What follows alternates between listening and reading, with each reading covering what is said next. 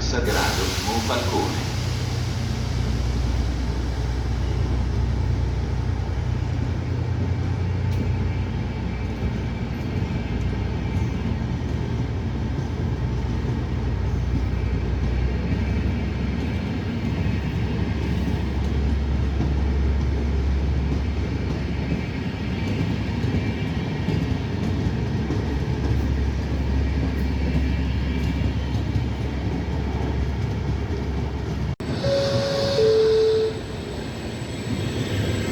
Il treno regionale 17328 di Trenitalia delle ore 8:52 proveniente da Trieste Centrale è in arrivo al binario 6.